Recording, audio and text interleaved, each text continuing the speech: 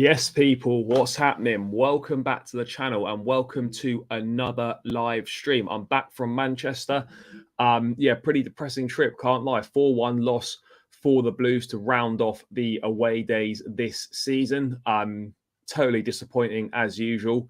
And nothing too much to really add that's not been said before about this season and that performance. So, yeah, I will be getting into that game. Obviously, we've got Chelsea versus PSG. It looks like for Sporting Lisbon's Manuel Ugarte, Reece James suffering an injury setback again, which is unfortunate. And also Levi Colwill causing a little bit of a storm on Twitter last night. So there is plenty of stuff to get into, guys. By the way, we also passed the 3,000 subscriber mark a couple of days ago. So massive thank you to everyone that subscribed. Massive thank you to all of you that support the channel, tune in the lives, get involved in the chat, and have played a part on the journey. I really appreciate it. So we're heading on the road to 4K now, people. So massively appreciate all of your support. If you're locked in now, you're not subscribed, make sure you hit that subscribe button and join us all on this journey. Get involved in the chat as always, people. Smash the likes on the stream and let's get the show on the road. Let me get to a few things in the chat first. Okay, I'll have a quick look at that. Daniel, thanks for tuning in, mate. Dead in the water, thanks for tuning in, my guy. Appreciate it. Bashir, hello, mate. Right, let's get into it. Manuel Ugarte. Looks like this one is heating up. It has been over the last couple of days. Fabrizio Romano reporting that Chelsea and PSG both want to negotiate around Ugarte's £52 million release clause. So in other words, they want to pay over installments. So we're looking at a similar situation to what we had with Enzo Fernandez, where obviously the clubs don't want to trigger the release clause and pay all the money up front. They want to pay they want to pay the amount, but they want to pay it over installments. Obviously, it's better on the books, etc. PSG have obviously submitted their offer. I think Chelsea have verbally submitted an offer, if I'm not mistaken, and the race looks on. It looks like it's very much going to be down to the players' preference here, and let's hope that Ugarte would choose choose Chelsea over PSG.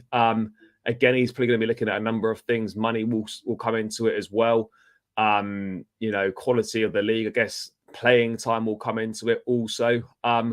So it'd be interesting to see kind of what decision he wants to go with. I mean, I don't know how prominently he'd feature for Chelsea. I think he would definitely get ample game time for sure. But, it can't just be Ugarte. We need someone with a little bit more experience alongside him as well. That's the real thing for me. And I like the fact that we're obviously looking to move early in the market, get deals done early on. But I just hope, I mean, I'm not saying we're not going to go for Caicedo, but I would have thought that, the Caicedo deal is going to be a difficult one to get done, that you would be looking to try and get that one started early, get that one wrapped up as early as possible. I mean, this Ugarte deal, yes, obviously other clubs are interested. You don't want to sort of fall behind in the race, but it's a £52 million release clause. We've got to agree as the structure of the payment. So you're paying it in one go, or can you negotiate to pay over installments? Whereas a move for Caicedo is going to be a lot more difficult. So I would have thought that perhaps we might have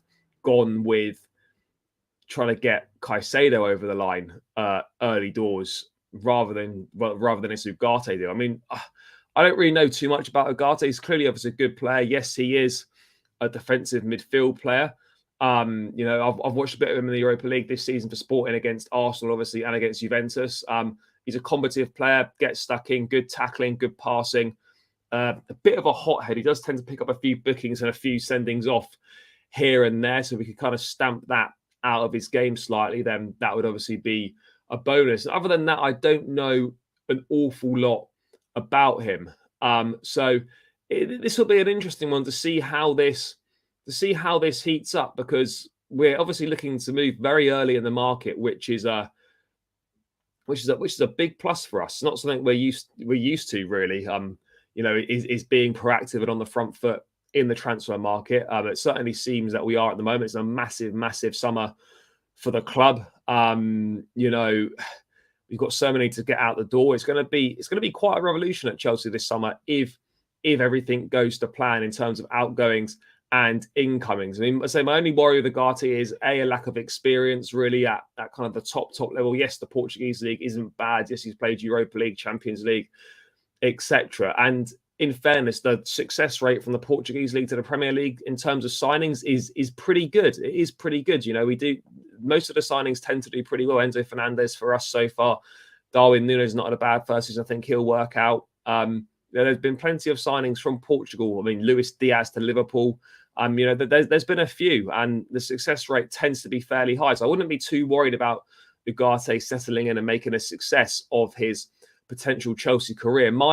More of my concern is that, are we going for Ugarte instead of Caicedo because we feel that we can't get Caicedo, or are we moving early to get Ugarte and then we're moving on to someone else? Because we absolutely cannot go into next season and just think, right, well, okay, Ugarte was our signing in midfield and that's that. We cannot do that.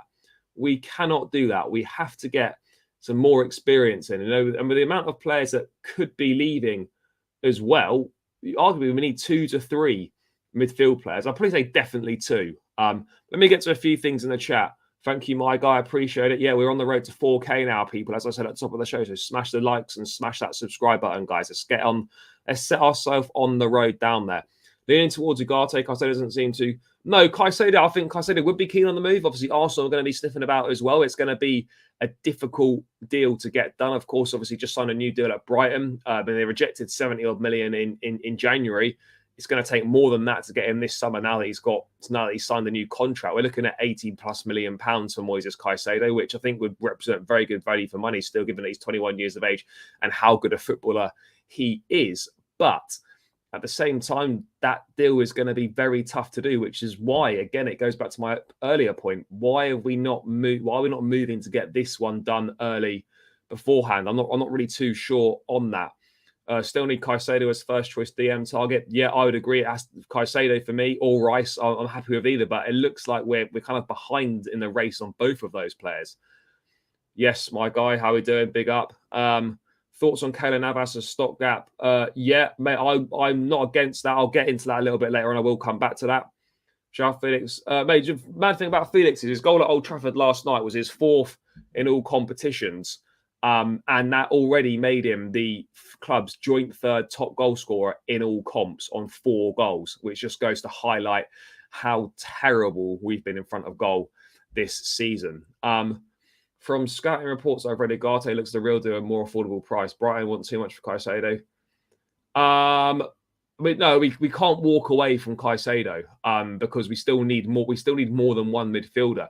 The way I look at it is that we need a Premier League proven one, whether it's a Rice or a Caicedo, and then we can add another one alongside from an Ugarte or a Lavia or a Manu Kone, for example. But for me, I've always been clear on this. We need an experienced option and a younger option. Yes, I know Caicedo is 21, but he ticks the experience box. Premier League, played a lot of football, etc.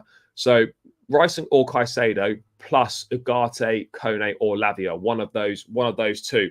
But it would be a real problem though for me if we were to miss out on both Rice and Caicedo, because then there's no obvious real standout defensive midfielder to go from. So yeah, we really have to make sure that we do everything we possibly can to get Rice or Caicedo to complement this potential Ugarte signing, or to complement the signing of Lavia, Manu Kone, maybe even Enzo Lefebvre at Lorient in Liga. So yeah, this one's still got a long way to go. Let me just bring up something else as well that I was referring to earlier.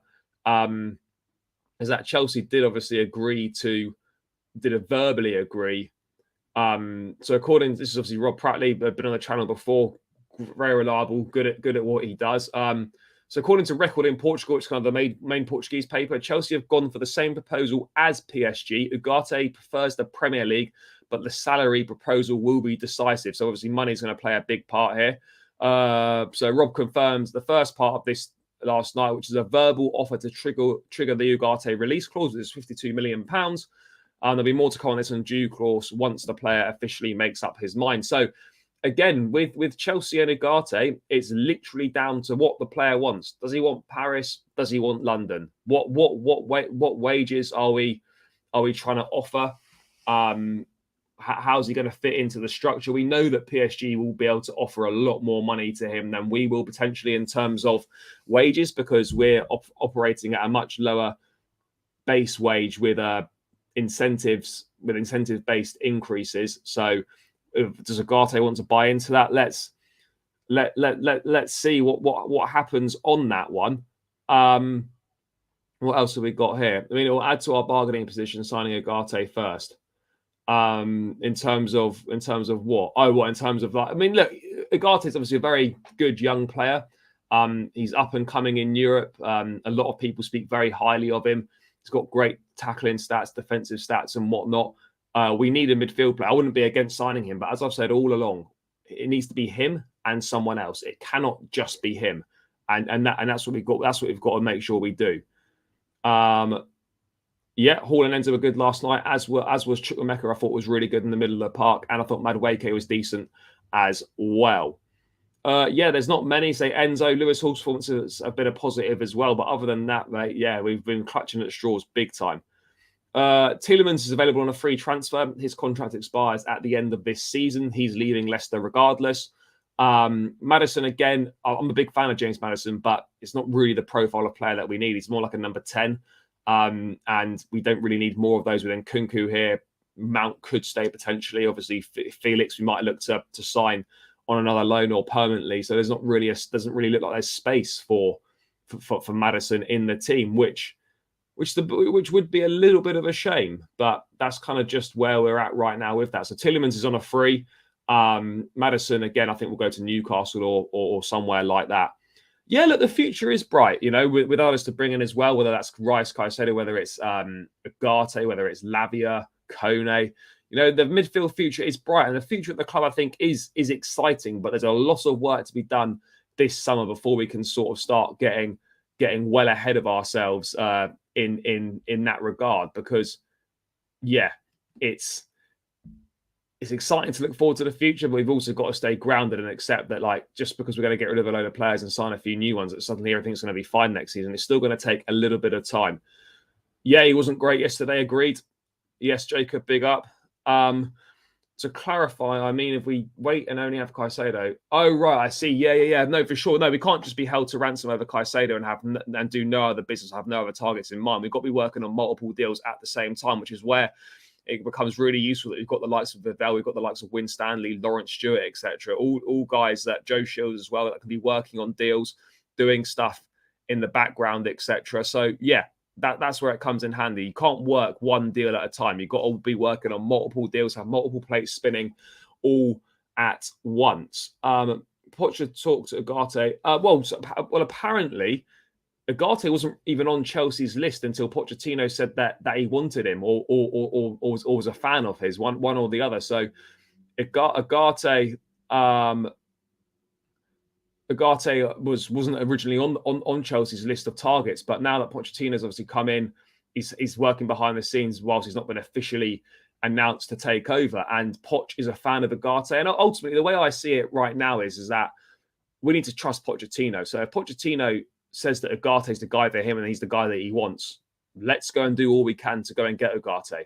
And I think that's the way that we've got to operate here. You know, we have to put our trust in the manager. Yes, we can have our thoughts and opinions over certain players and whatnot, and what we think is right and wrong. But ultimately, we have to put our trust in the manager that he knows what he's doing, and he's a good judge of talent, a good judge of player.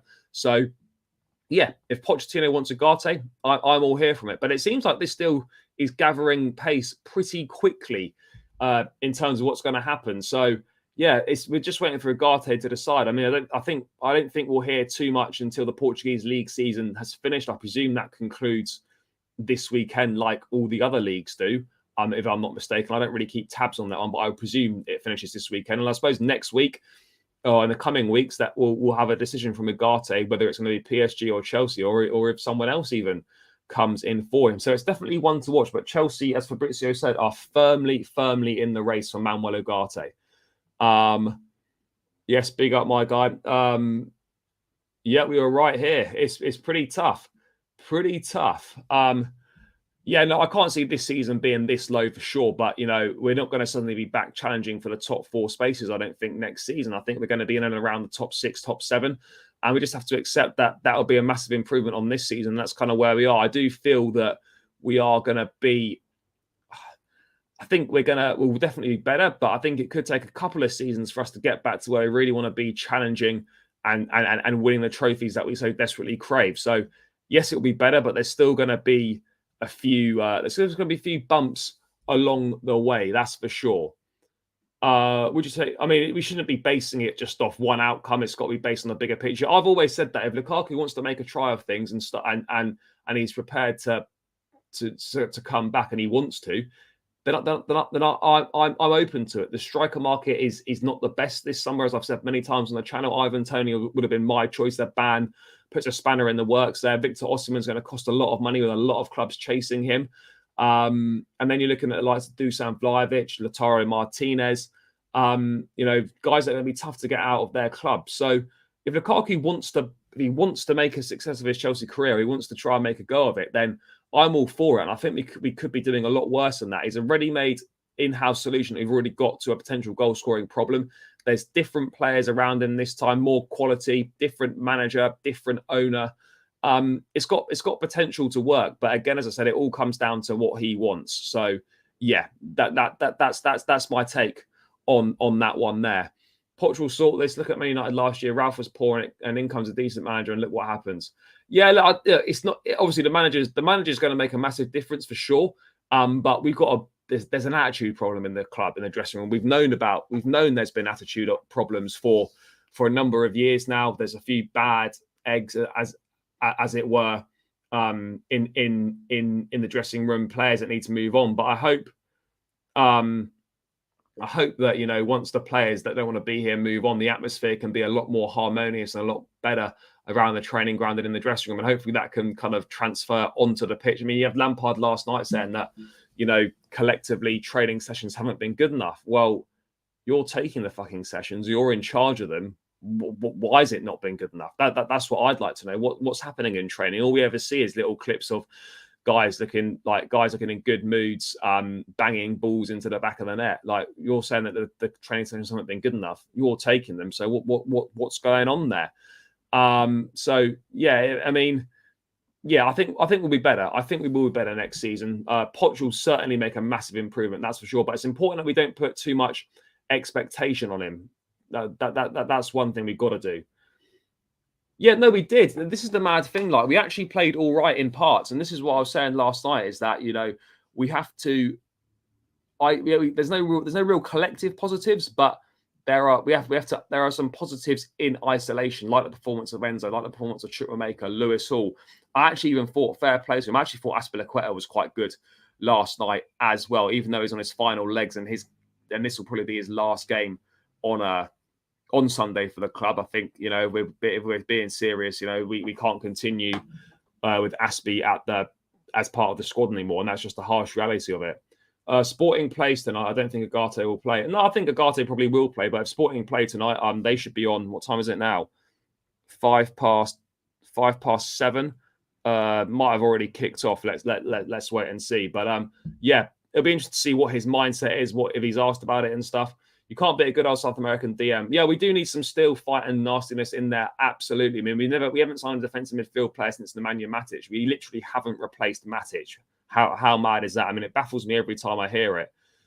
Yeah, Osimhen is good. My only concern with Osimhen is A, the price tag, and B, the sort of the PTSD going back to strikers, big money strikers that we signed at Chelsea. Virtually all of them just haven't worked out, and there's always going to be that worry there. But ultimately, like, if we can get Osimhen, if Pochettino wants Osimhen, then I put my trust in a manager that he's a good judge of talent, a good judge of character, and he can get the best out of these players. So if Poch wants Osimhen and we get him, then so be it. So be it. Yeah, striker market's not good. Yeah, look, I think, get a defensive midfield player through the door first, agreed. And maybe a goalkeeper as well. The striker market's not great. It really isn't. It's a tough one out there. For me at the moment, I'm edging more towards Lautaro Martinez. I think he's had a fantastic season. I do think he's quite unsung, quite underrated. Another player that Pochettino supposedly wants. So again, Inter in financial difficulties. We know they're going to have to be staffed. They're going to have to sell players to raise funds and whatnot. So yeah, I mean, I wouldn't completely rule out a move for Lautaro Martinez, but if I'm being totally honest, my My bet right now would be that next season we either have Dusan Vlahovic or we have Lautaro Martinez as one of our strikers. That I think that's right now. That's what I think seems the most likely. Yeah, because he's a young kid. I think it's as simple as that. Look, we wouldn't have spent all that money on him and gone to the lengths that we went to get him if we weren't convinced that he was going to become good for us. And there's a lot of talent, there's a lot of ability there. It's as simple as that, as far as I'm concerned. Yes, he struggled, but what people don't realize is like the step up from the Ukrainian league to the Premier League is night and day. He also hadn't played since November before he arrived because obviously, the Ukrainian league stopped because of the war over there. He's come from a war-torn country. It's new surroundings, new language to learn, new life off the pitch, new teammates, etc. All these things that need to be taken into account that people don't think about. They just look at what's happening on the pitch. All those things affect what's happening on the pitch. And yes, the performances haven't been that great. And yes, his touch is a bit loose and it's a bit off. But I've got full faith that Mudryk will come good. I really do. If I'm wrong, I'm wrong. But I really have faith that next season under Pochettino, now that he's had a bit of time to settle in, this will be a big season for him. I think he can really push on. Inter will keep Lukaku. Yeah, maybe. I don't know. Let's wait and see what happens. Mudryk is worrying me a little bit. He's not even doing the basics right. He also looks very, very timid. Yeah, I just think there's a bit of a lack of confidence right now as well. It doesn't help that he's in the team 1 week, then he's off, then he's not in the team. I think he's only completed 90 minutes once for the club. That doesn't help either. So we just need some consistency for a young player. Accept that he's going to make mistakes, allow him to make mistakes, and go from there. But I do have full faith that Mudryk will become good.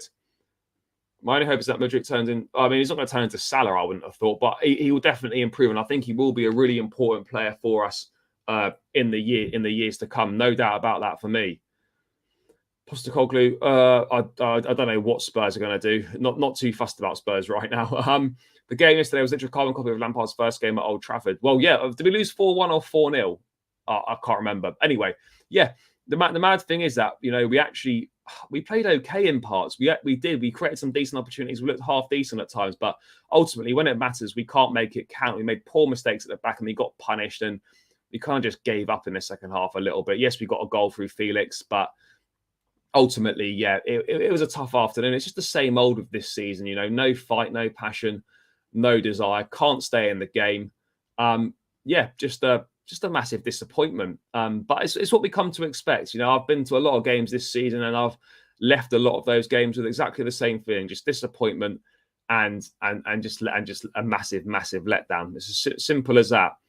Who's going to get relegated this season from the Premier League? Oh, Southampton have gone. I'm going to say it's going to be Leicester and Everton. I think Leeds will get something against Spurs on the last day. Is there anything to the link with Mitrovic? Honestly, I like it given how much we needed to spend for a goal. I don't think there's any credible reports linking Chelsea with Mitrovic. His sons are Chelsea fans. My mate's seen Mitrovic in the megastore as well. It's well known that his boys support Chelsea. I don't mind it, but again, it's not exactly moving the needle for us. It's not that sort of caliber of striker where you go, wow, Chelsea mean business. They've gone out and got themselves a very good centre forward that's going to score the goals that we so desperately need. Mitrovic, a good player, but again, I just look at him and I just don't think he'd be anything more than a rotation option at the club, and we need better than that. We need better than that. I don't know what is wrong with Fofana. He's so talented. Look, the last couple of games not been good for Fofana, but I'm not concerned about him. Yes, he's made a few mistakes in both these Manchester games, but ultimately, there's a lot of talent there. The club are fully invested in him, and I've got no concerns over his long-term success. Yeah, we have gone a whole season without beating a top 6 side. That is true. In the last 2 seasons, or maybe even 3 seasons, we've got 1 win against a so-called other big side. So we've got 1 win, I think, in the last 2 or 3 seasons against City, United, Arsenal, and Spurs. That is shocking. So bad. I'm going to get onto this right now. Just hold that there. What else have we got here in the chat? Inter in debt. Yeah, Mudryk appears to be trying too hard, quite possibly. Best number 9 for us is Mbappe because he is moving and only talking of... No, Madrid can afford Mbappe. And Kylian Mbappe and Real Madrid is just waiting to happen. We know that's the next move. It's just a question of when it's going to happen. Right, let's move away from Ugarte.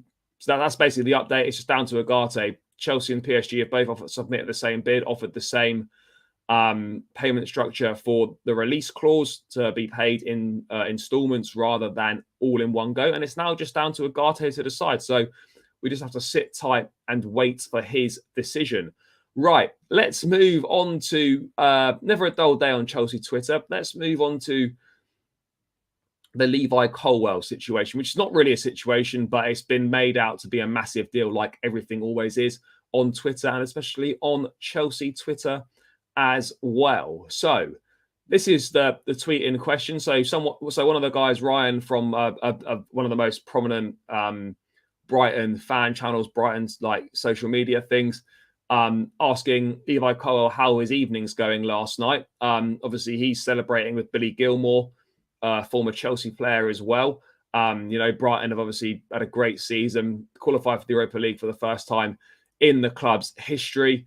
And obviously he responds with a picture of him and Gilmore out celebrating whilst Chelsea are losing. And fans have completely got the wrong end of the stick here. I've got no idea why they're that asked about it. I mean, I couldn't care less. Like, he's not, he's out, he's having a good night, he's celebrating, and Chelsea are losing. But would you expect him to say, no, I'm having a terrible time because my parent club are losing? It's nonsense. It's just overthinking and massively over exaggerating. It's just classic. It's just classic Twitter, classic social media.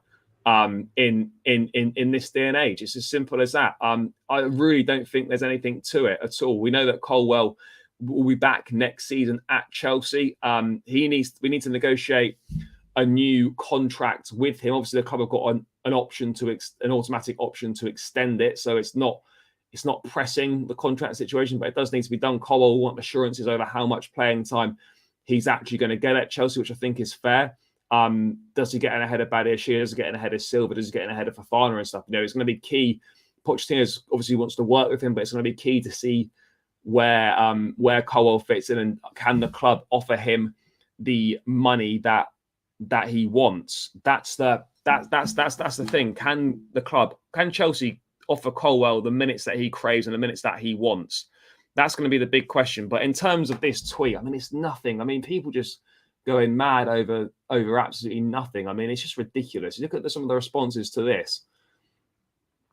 Who cares? Like, who cares? Who cares? Really not a big deal. People just getting overthinking about things way too much. Just having a good night out. Simple as that. Yes, he's young. Yes, it might not look great. It's immature. He might make mistakes and stuff. But it's no big deal. People just need to relax and calm down. Just get over it. It really isn't a problem at all. So that is my thoughts on the Levi Colwill situation, that it really isn't a big deal at all. So, yeah, people just need to move on, forget about it. He'll be back with us next season in pre-season, and let's see what the plans are for his future there and how he's going to feature in the squad and the first team going forward under Mauricio Pochettino. What have we got here? Enzo and Hall have been denied clear assists. I'm done with Havertz and Gallagher. Also, Mudryk has filmed more men showing a little. Yeah, Enzo's been superb this season. Havertz, yeah, everyone knows my thoughts on Havertz and the majority of people's thoughts on Kai Havertz. Yeah, Mudryk has done that more. Yeah, there's no denying it that there needs to be a big step up from Mudryk next season. But as I was saying, I'm fully behind Mudryk. I really am. I think he will come good for us, and that's the most important thing. By the way, people, keep smashing the likes on the stream, guys. We're only on 12 likes. That's not good. We can do much better than that, people. Let's get this up to 20 likes minimum. That is the next target, guys. So if you're locked in now and you've not smashed the like, it takes seconds. I don't know why you've not done it.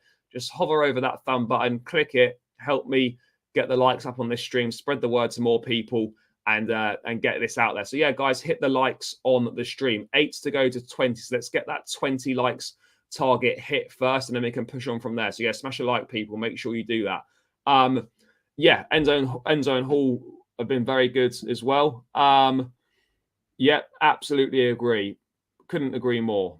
Yeah, I don't know. I really don't. I honestly don't get it. I don't get, like, people are just getting annoyed because they feel he shouldn't be having a good time because Chelsea were losing 4-0 up at Old Trafford. I mean, honestly, come on, people. Come on, guys. We're better than this. Seriously. I can see a Mount situation with Colwill next summer. I hope not, but but that is the worry that sort of thing could happen. We just have to hope that it might be a bit different for Colwill, but luckily, you know, it's not as pressing because there is obviously the club have got the option on him to extend another year, so it doesn't make it as pressing. But yeah, that certainly is a worry. There's no two ways about it. That is a worry for sure. Gallagher had an absolutely backyard performance last night. I mean, I don't think he was that bad last night. It wasn't his best, but I don't think he was terrible by any means. So yeah, let's see what happens with his future as well in the summer. But yeah, this Colwill thing really not that important as far as I'm concerned. Really not that important. Doesn't matter in the slightest.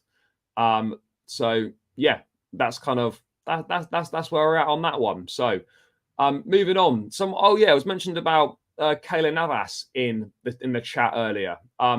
Let me bring that up on the screen. Chelsea linked with a potential move for Keylor Navas, which I think could make sense.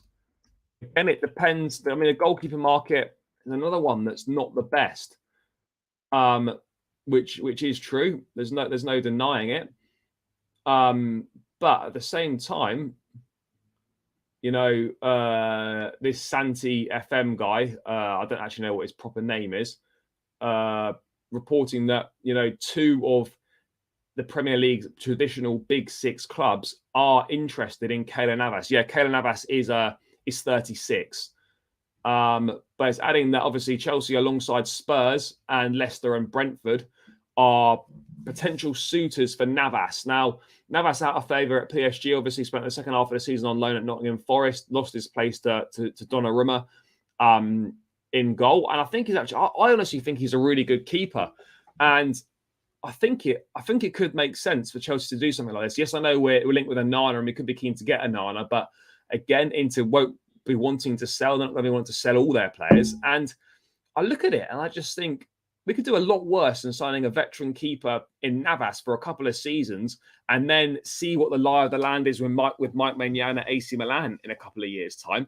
And then maybe look to move on him when his future becomes a bit clearer, that maybe he might want to leave the club. So I look at the Navas signing and I think, yeah, this makes sense. I think it would make sense. You know, the market for the keepers right now, obviously the top keepers we're looking at, Mike Maignan not going to be available. Jan Oblak's not going to be available.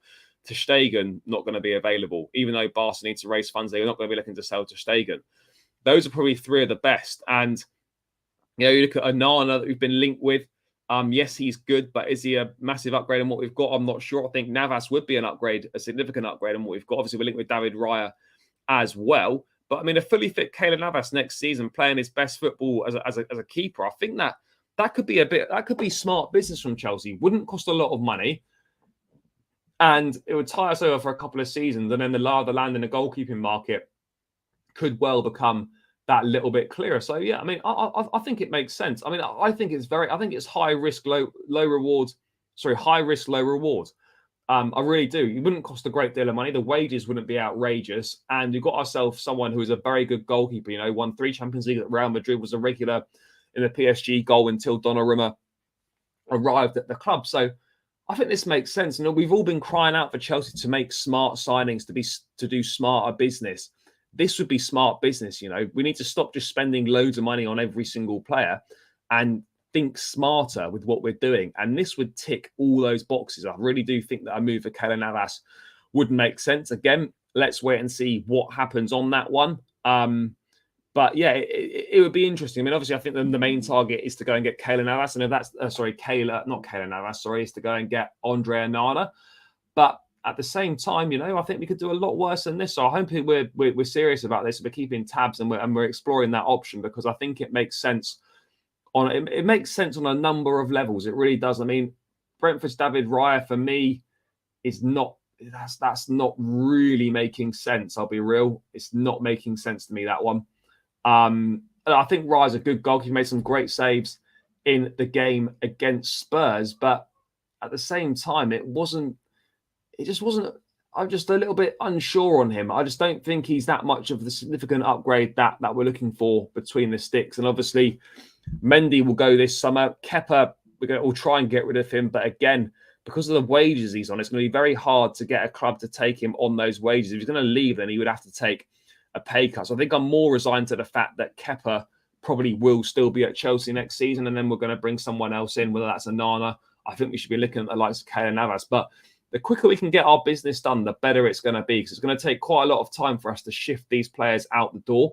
So we need to be getting on with that quickly. Loftus-Cheek to AC Milan looks like it could be gathering some pace, and a deal is definitely there to be done. So let's hope that, let's hope that can be done.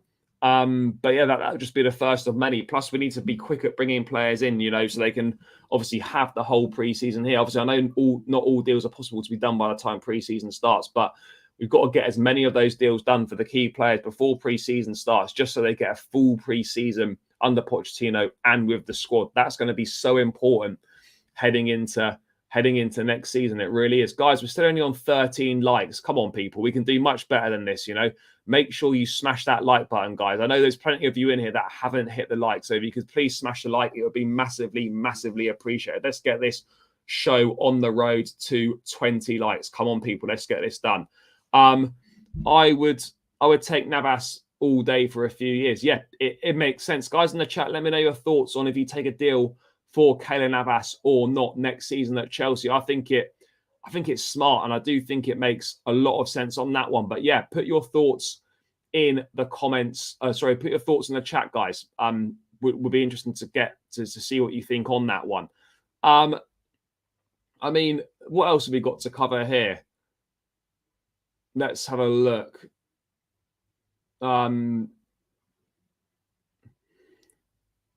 Yeah, I mean, I forgot what I was going to say now.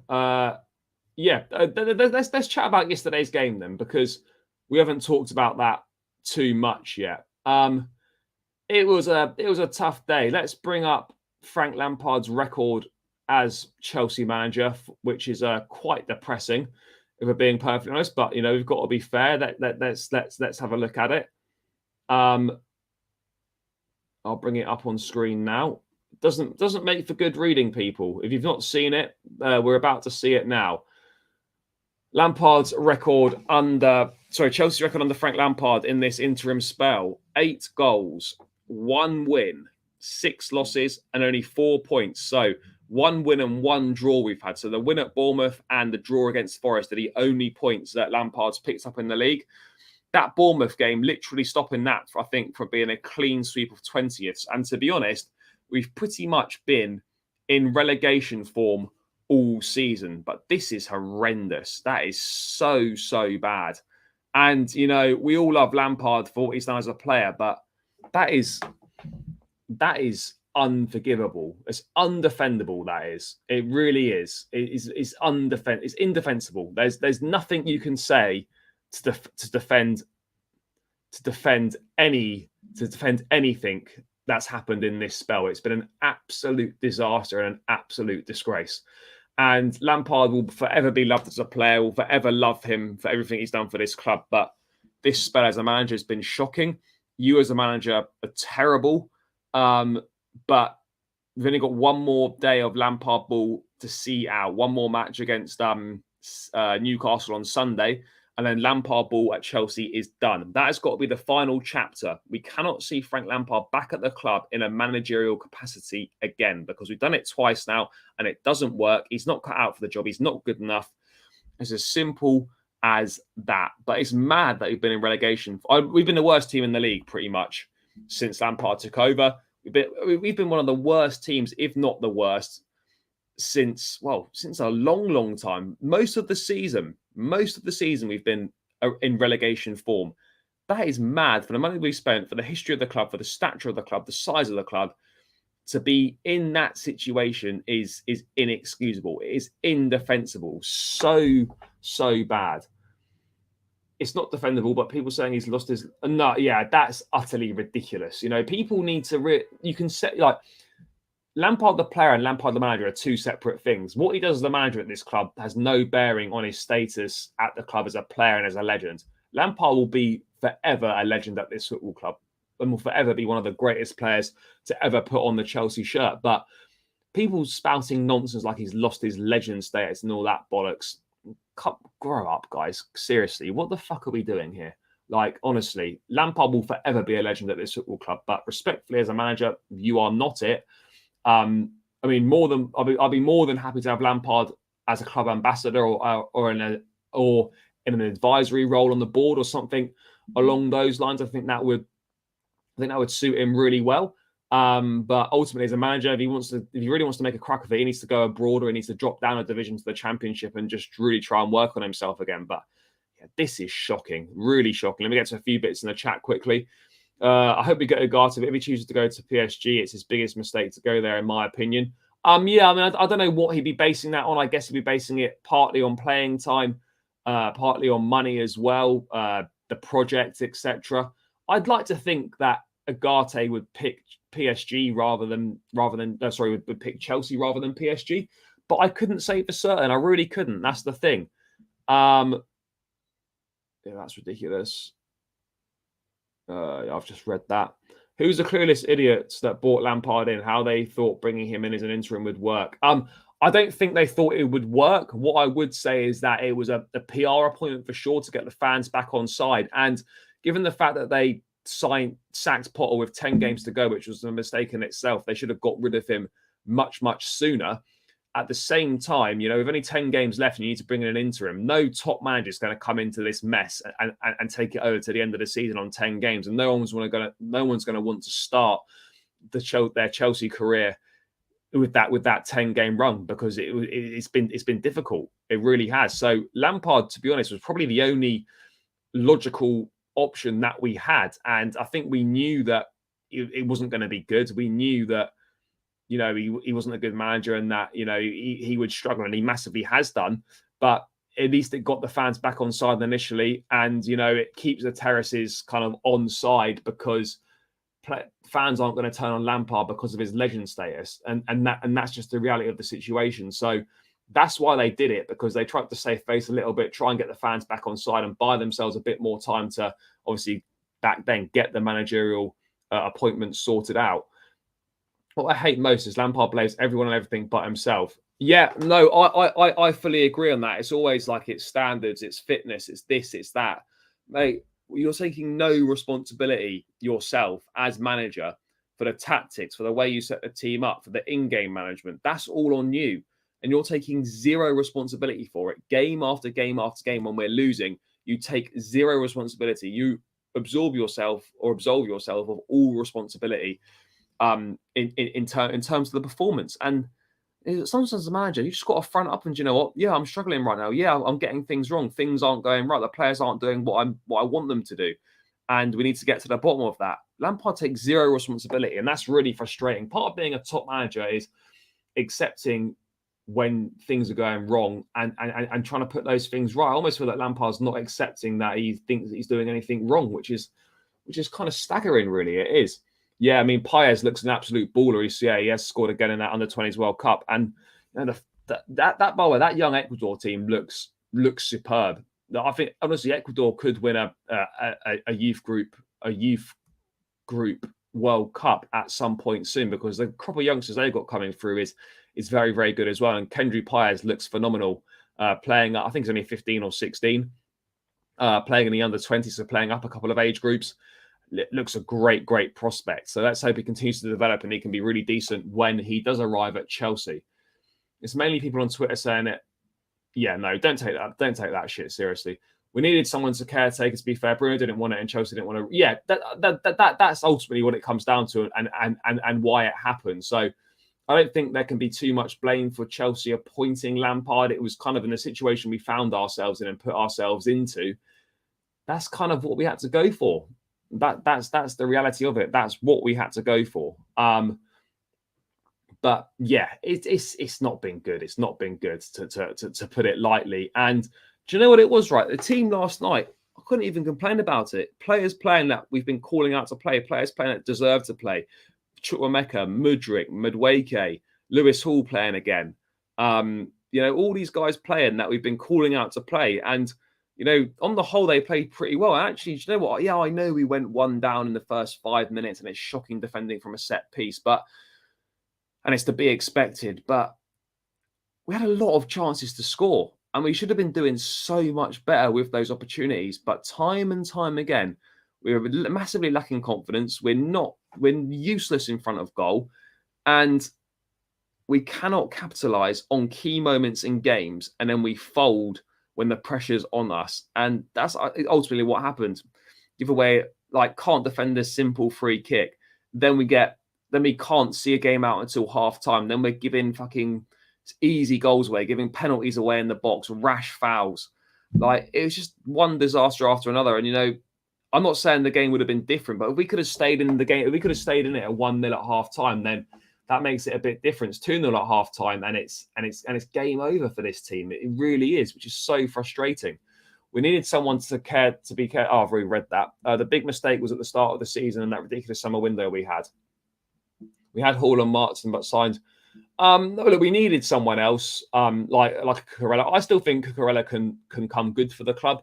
It's been a very difficult first season for him, but I think he'll be a stronger individual for it. I think he'll be better for it. And we could start to see the best of Cucurella next season. That's my feeling on it. We could start to see the best of him next season. There's no doubt about it in my mind. It'll be interesting to see what happens with Ian Martin. Do we sell him? Does he go out on another loan? Because we've got Lewis Hall, we've got Cucurella, we've got Ben Chilwell. There's not space for all these guys. Someone's going to have to go on loan. Someone's going to have to be sold. So it's going to be interesting to see what the club do with him. I think Martin could benefit maybe from a Premier League loan. Maybe he could go back out on loan to Burnley again, potentially. Let's kind of see on that one. We're on course to lose more games since 1988 league season after spending.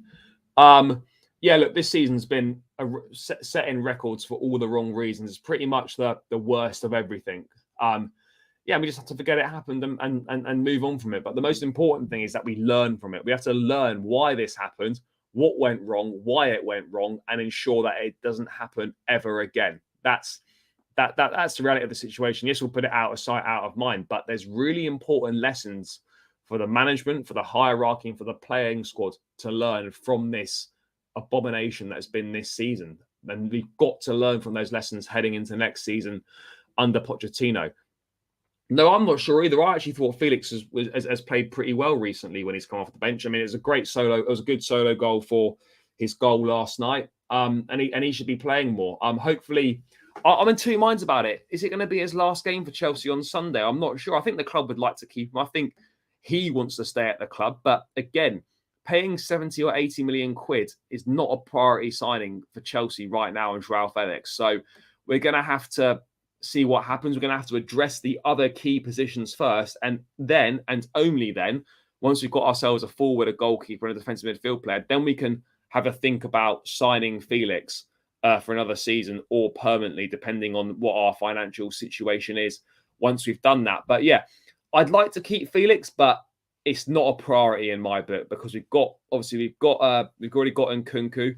If Havertz stays, then I suppose he could do something there, maybe, probably not, but he'd be an option there.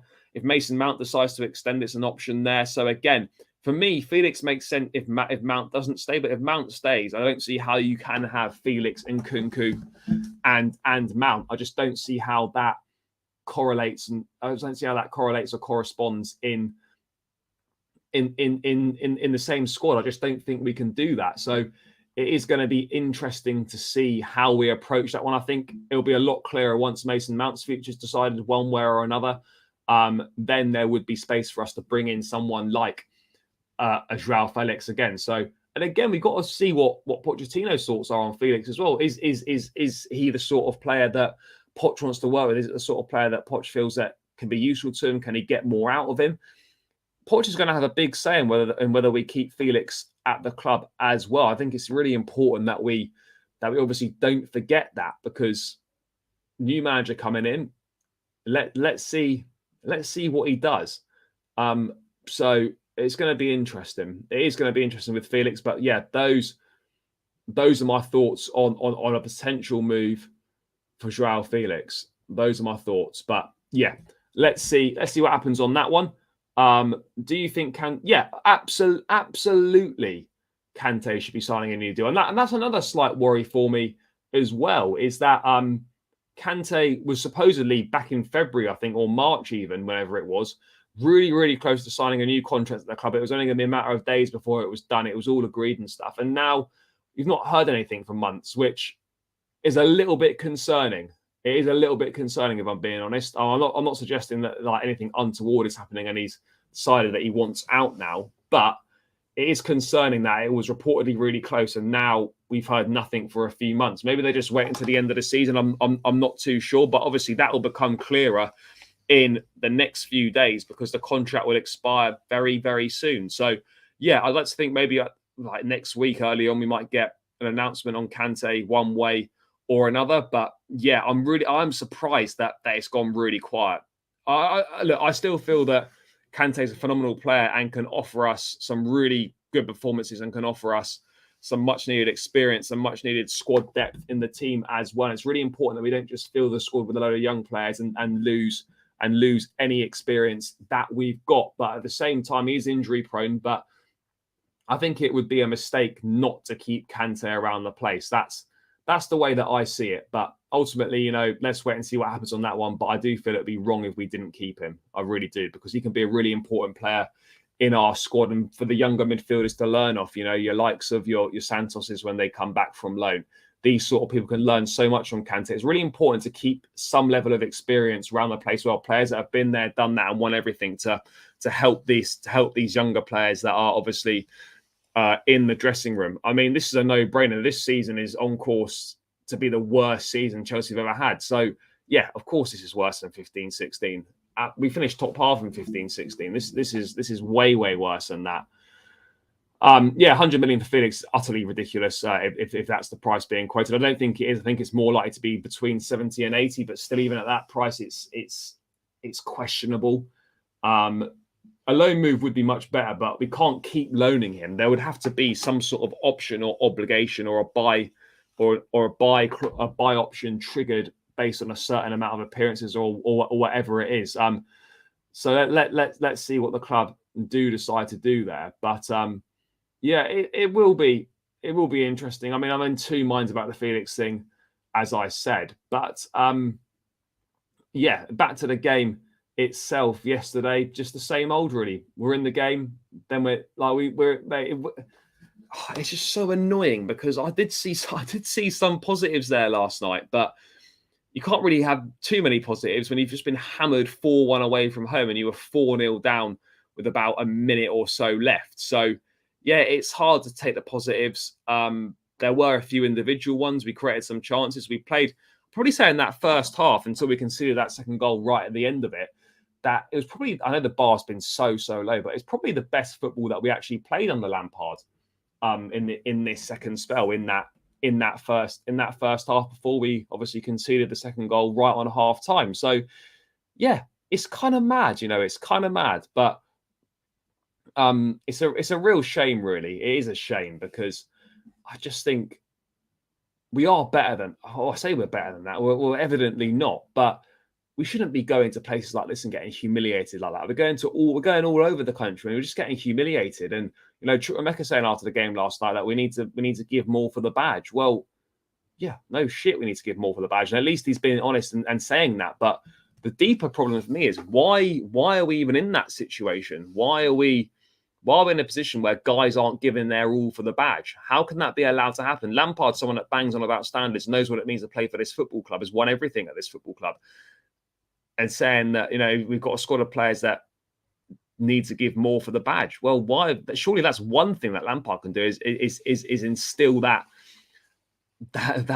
die for the badge mentality. But even he seems to be struggling with that or hasn't been able to do it, which is a mad one. Yeah, no, Lewis Hall could have had 2 or 3 assists quite easily. He was superb again last night. I mean, this guy seems to only play difficult games, doesn't he? He played away at Newcastle, away at Liverpool, away at United, away at City. He played in both cup games.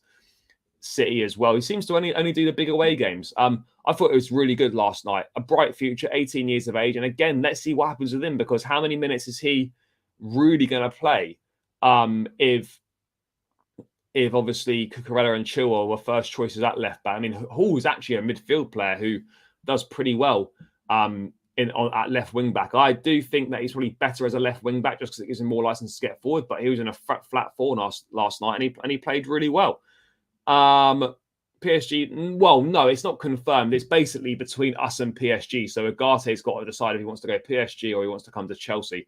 That's the situation that we're in on that one at the moment. One final thing I wanted to cover is Reece James. Obviously, the plan was for him to feature in the last game of the season, play some part against Newcastle. Unfortunately, he's tweaked his hamstring in training on Wednesday, and is going to go for a scan. Lampard saying in his pre-match press conference for the Newcastle game that it's just one of those where he felt a bit of a reaction, and it is probably a bit too soon for him to be back out and training and whatnot. I'd like to know why we're doing that, sending him out training if it's too soon.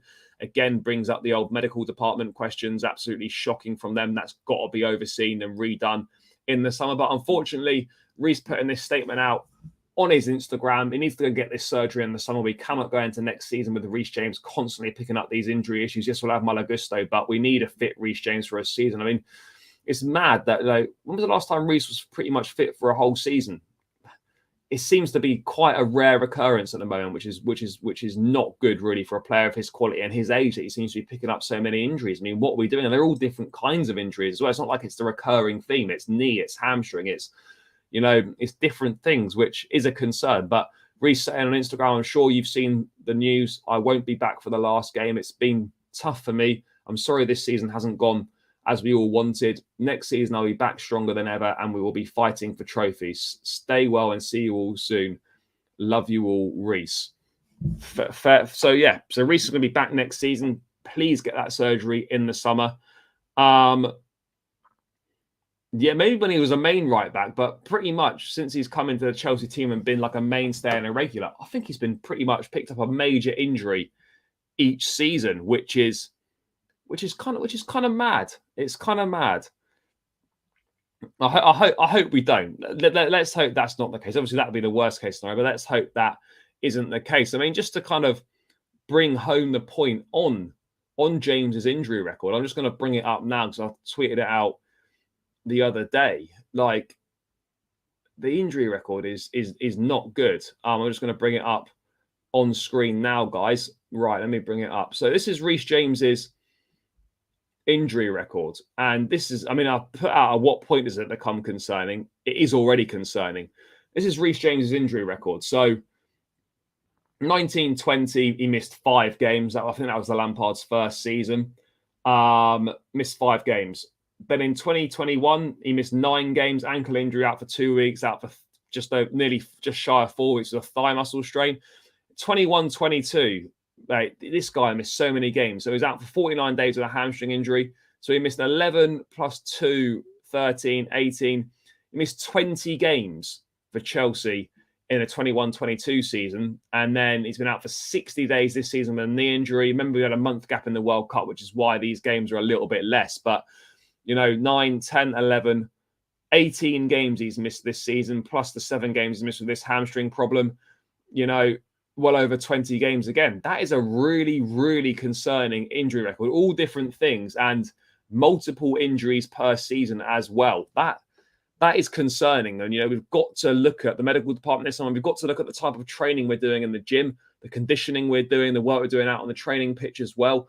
The rehab guys, or whoever they are, the guys that are obviously the guys in the medical department that are in charge when he's kind of ready to go back, because we're obviously putting players back way too soon before their bodies are ready for them to go back to full action. So it is a concern. It is a massive relief we've got Gusto next season, but we don't want to have to be relying on Gusto on a regular basis. So Reece needs to get himself fit over the summer, regroup, come back with a fresh mindset, fresh and ready to go again next season under Poch, because it's going to be tough under Poch in terms of fitness-wise, pre-season, work on the training ground. It's going to be really hard. He demands a lot. So Reece is going to need to be on top of that fitness and make sure that these injuries don't keep reoccurring. But yeah, that injury record it's a concerning one. It really is a concerning one.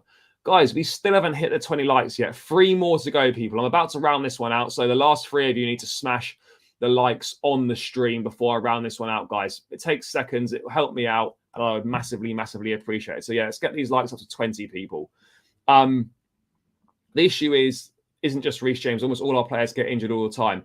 Yeah, no, this is true. We pick up many injuries. Badiashile, Kante, Kovacic, James, Chilwell, Mount.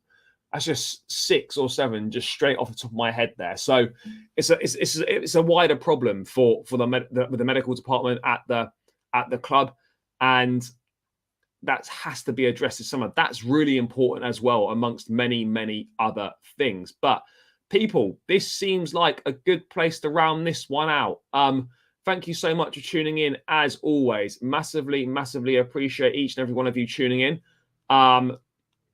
Yeah, I'll be back tomorrow with what's happened to Sterling? He wasn't on the bench last night. I don't know. Not really sure. I don't think anything too serious. No idea where the after party is. Don't know if there is one. Not sure what's going on. Yeah, guys, thank you so much for tuning in. Appreciate each and every one of you. Make sure you smash the likes on the way out of the stream if you haven't done so already. Subscribe to the channel as well. We've smashed through that 3K mark now. So let's keep building momentum up to 4K. Make sure you spread the word. Tell your mates to subscribe. Get everyone else to subscribe. I really appreciate you all, guys. So let's keep widening this community, guys. So yeah, make sure you subscribe to the channel. I'll be back tomorrow with a look ahead to the Newcastle game. So make sure you tune in for that one tomorrow evening. And yeah, guys, enjoy the rest of your Friday night. Enjoy the sunshine if you're in the UK or wherever you are. And up the Chelsea. Peace out.